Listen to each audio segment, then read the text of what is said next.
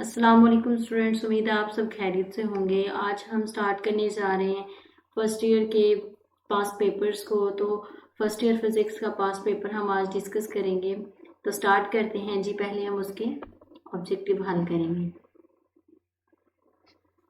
First objective is which of the following is the base unit of pressure. Pressure का base unit क्या होता है? तो जैसे कि आपको पता है कि प्रेशर क्या होता है। प्रेशर होता है फोर्स पर यूनिट एरिया। अगर मैं बताऊं तो यानी कि force over area. Okay, force का यूनिट होता है किलोग्राम मीटर पर सेकंड स्क्वायर और एरिया का यूनिट होता है metre metre square. Metre metre से कैंसिल हो जाएगा तो हमारे पास बचेगा जी किलोग्राम पर मीटर पर सेकंड स्क्वायर। इसका आंसर होगा। ठीक है। Question number 2 is error in the measurement of the radius of a sphere is 1%. The error in the calculated value of its volume is, यानी कि रेडियस की जो मेजरमेंट है उसमें एरर आ रहा है जी 1%। ठीक है। तो जो उसका वॉल्यूम है उसमें कितना एरर आएगा? तो वॉल्यूम जैसे कि हमें पता है कि कितना होता है स्फेयर का 4/3 पाई आर क्यूब। यानी कि अगर रेडियस में 1% एरर है तो रेडियस का जब हम क्यूब लेते हैं तो वो 3 टाइम्स हो जाता है। तो अगर रेडियस में 1% एरर है तो वॉल्यूम जो है वो 3% एरर होगा। इसका आंसर ये करेक्ट है, 3%। अगर question number 3 is if a x is equal to a y then the angle between vector a and the x axis is what. हमने ये बताना है कि क्या कंडीशन होगी किस एंगल पे ए एक्स ए वाई के इक्वल होता है। तो जैसे कि बच्चों आप सबको पता है कि cos 45 और sin 45 सेम वैल्यू आती है। हमने चेक करना है कि क्या 30 पे cos और sin की वैल्यू सेम आती है, क्या 45 पे सेम आती है, क्या 60 पे या 90 पे। तो जो सेम वैल्यू आती है वो आती है 45 डिग्री पे।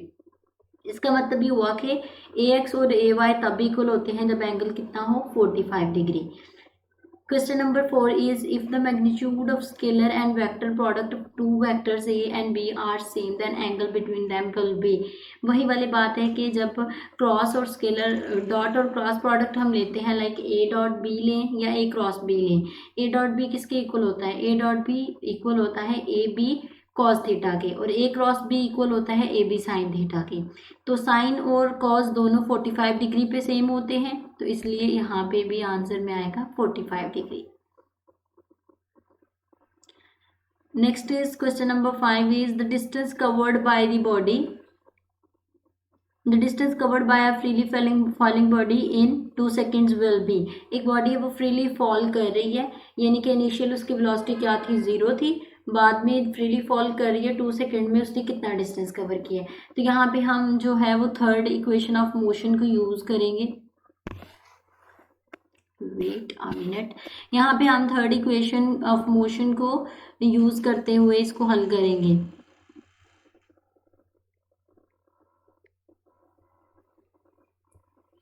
यहाँ पे अगर आप देखें तो थर्ड इक्वेशन ऑफ मोशन क्या होती है क्वेश्चन नंबर 4 के लिए, क्वेश्चन नंबर 5 के लिए देखेंगे। Third equation of motion second equation of motion होती है s is equal to v i t plus 1/2 a t square. तो 1/2 ए टी में जब आप वैल्यू पुट कर देंगे,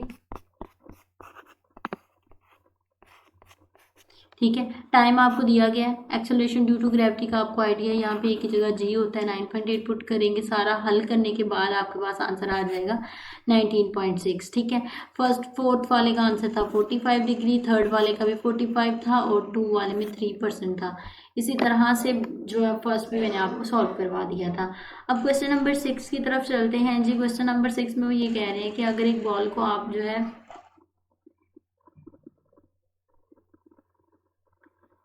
now move toward the question number 6। Question number 6 में ये कहा जा रहा है कि अगर एक बॉल को आप थ्रो करते हैं with the speed of 30 metre पर second in the direction 30 degree along the x axis then time of flight is that.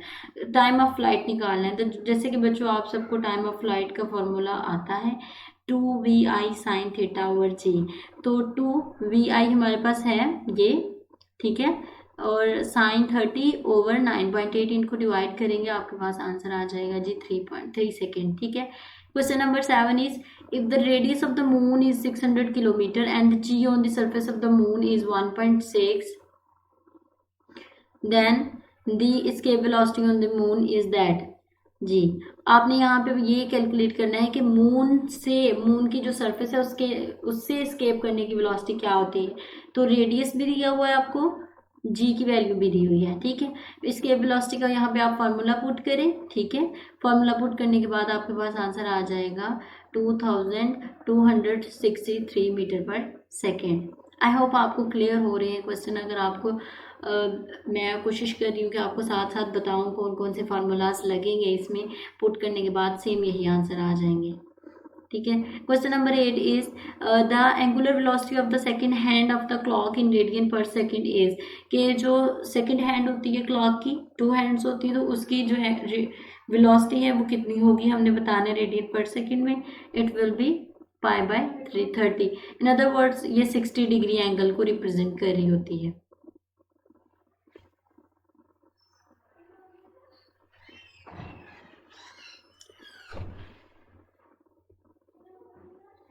Question number 9 is which of the following is true for the orbital velocity. तो orbital velocity के लिए क्या true है, जैसे कि अगर आपको orbital velocity का फार्मूला आता हो, अगर आप उसे देखें तो v is equal to under root g m over r होता है, ठीक है। यानी कि अगर आप देखें तो r के साथ v का कौन सा रिलेशन है, इनवर्स में अंडर रूट के साथ। तो यहाँ पे हमारे पास जो करेक्ट रिलेशन होगा 1 ओवर अंडर रूट आर। इसको हम यहाँ पे करेक्ट करते हैं। A 2 metre high tank is full of water. अगर 2 मीटर हाइट का टैंक हो और उसको वाटर से फुल किया हो, if the hole is appear at its middle then the speed of a flux is. यानी कि अगर 2 मीटर हाइट है टैंक की और हमने उसको वाटर से फिलअप किया हुआ है, उसमें एक होल अपीयर होता है, तो स्पीड ऑफ इफ्लक्स हमने कैलकुलेट करनी है। स्पीड ऑफ इफ्लक्स का यहाँ पे फॉर्मूला पुट करेंगे, जो कि होता है v is equal to wait a minute, v is equal to होता है अंडर रूट 2g h। यहाँ पे आप 2 और g की वैल्यू 9.8 पुट करेंगे, h की जगह 2 पुट करेंगे और आपके पास फिर आंसर आ जाएगा दिस वन 5.42 मीटर पर second. Question number 11 is for what distance the potential energy becomes 1/4 of its maximum value. जैसे कि आपको पता है कि फेडरल बोर्ड में जब पेपर दिया जाता है तो पेपर में न्यूमेरिकल्स के और जो भी फॉर्मूलाज यूज होते हैं उसको लिखा होता है साथ में। तो यहाँ पे अगर आप देखें नीचे, एक मिनट में आपको बताती हूँ, अगर आप यहाँ पे देखें गौर करें तो ये तमाम फार्मूलाज यहाँ पे आपको दिए गए हैं। पोटेंशियल एनर्जी का फार्मूला क्या होता है, is potential energy is equal to 1/2 x not square. तो यहाँ पे बच्चे आप x नॉट स्क्वायर की x नॉट की जगह क्या पुट करें कि ये पोटेंशियल एनर्जी 1/4 टाइम हो जाए। तो ये अंडरस्टूड है कि अगर आप यहाँ पे x नॉट की जगह x/2 पुट करते हैं तो 2 को जब आप स्क्वायर लेते हैं 1/4 हो जाता है, जो बाहर आ जाएगा।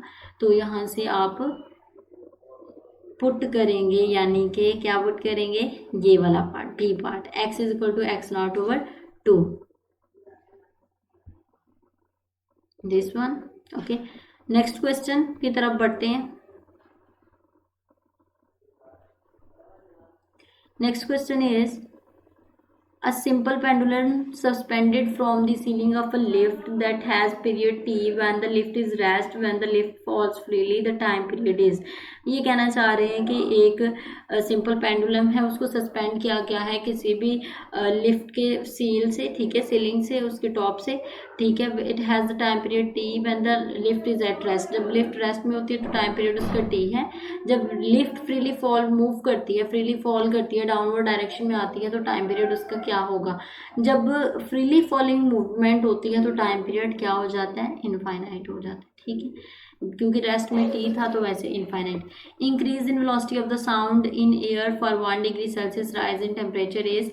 अकॉर्डिंग टू द फॉर्मूला भी अगर आप चेक करते हैं तो हर 1 degree Celsius rise in temperature में से जो है ना वेलोसिटी 0.61 मीटर पर सेकेंड ही इंक्रीज होती है, अगर आपको फार्मूला याद हो तो। Question number 14 is the distance between 2 consecutive crest and trough is equal to what. बहुत इजी है। दो कंसेक्टिव क्रस्ट या दो कंसेक्टिव ट्रफ के दरमियान में जो डिस्टेंस होता है वो होता है वेवलेंथ यानी कि लैम्डा, इसको रिप्रेजेंट किया जाता है। Question number 15 is it is possible to distinguish between the transverse and longitudinal waves from the property of what. जब भी हम बात करते हैं कि ट्रांसवर्स या लॉन्गिट्यूडनल में डिफरेंस बताना है तो उसमें जो प्रॉपर्टी रोल प्ले करती है वो होती है पोलराइजेशन। ठीक हो गया। जो हमारे पास ट्रांसवर्स वेव्स हैं और लॉन्गिट्यूडनल वेव्स हैं, इनमें डिफरेंस ये है कि जो ट्रांसवर्स वेव्स हैं वो पोलराइज्ड होती हैं और लॉन्गिट्यूडनल पोलराइज्ड नहीं होती। तो अगर इस प्रॉपर्टी की बेस पे जो है ना हम ये डिसाइड कर सकते हैं कि कौन सी वेव ट्रांसवर्स वेव है और कौन सी नॉन ट्रांसवर्स यानी कि लॉन्गिट्यूडनल वेव है। So polarisation is the correct answer. For isothermal process, the first law of thermodynamics can be written. Isothermal process का मतलब ये होता है कि इंटरनल एनर्जी क्या हो जाएगी, यहाँ पे जीरो हो जाएगी। ओके, इंटरनल एनर्जी को कैसे लिखेंगे, del U is equal to zero होता है। अगर क्वेश्चन नंबर 16 से पहले मैं आपको 17 करवाती हूँ। According to the first law of thermodynamics, first law of thermodynamics को कैसे हम लिखते हैं, तो फर्स्ट लॉ ऑफ थर्मोडायनेमिक्स लिखा जाता है internal energy is equal to change in heat minus change in work. मतलब कि जितना आपने वर्क कर लिया उसके अलावा जो आपके पास हीट थी वो heat as internal energy body के अंदर स्टोर होती है, यानी कि बी पार्ट इसका करेक्ट आंसर है। और जब हम मूव करते हैं क्वेश्चन नंबर 16 की तरफ, तो आइसोथर्मल प्रोसेस वो प्रोसेस होता है जिसके अंदर इंटरनल एनर्जी क्या हो जाए, जीरो हो जाए, चेंज इन इंटरनल एनर्जी हो जाए जीरो। ठीक है, इंटरनल एनर्जी डेल यू आपके पास जीरो हो जाए। जब आप इसकी जगह जीरो वैल्यू पुट करेंगे तो ये डेल क्यू और डेल डब्ल्यू इस तरह से आ जाएंगे, ये दोनों फिर इक्वल हो जाएंगे, यानी कि डेल डब्ल्यू इस तरफ है, ये टुवर्ड द लेफ्ट मूव करेगा तो हमारे पास ये वाला रिलेशन बन जाएगा। यानी कि करेक्ट आंसर क्या होगा इसको थर्मल में, del Q is equal to del V. ये थे आज के क्वेश्चंस जो थे शॉर्ट क्वेश्चंस। अगर आपने लॉन्ग क्वेश्चंस भी देखने हैं, समझने हैं, अंडरस्टैंड करने हैं तो मुझे कमेंट में बताएं ताकि मैं आपके लिए वो भी अपलोड करूं। और कल इंशाल्लाह मैं नेक्स्ट वीडियो अपलोड करूंगी जिसमें हम फिजिक्स का सेकंड पास पेपर जो है ना वो डिस्कस करेंगे। इंशाल्लाह उम्मीद है कि आपको समझ आई होगी। वीडियो अच्छी लगी हो चैनल को लाइक शेयर और सब्सक्राइब करें ताकि मैं मज़ीद आपके लिए जो वीडियोस लेकर आऊँ वो आप तक पहुँचे, आप उनको देखें, उनसे फ़ायदा उठाएं।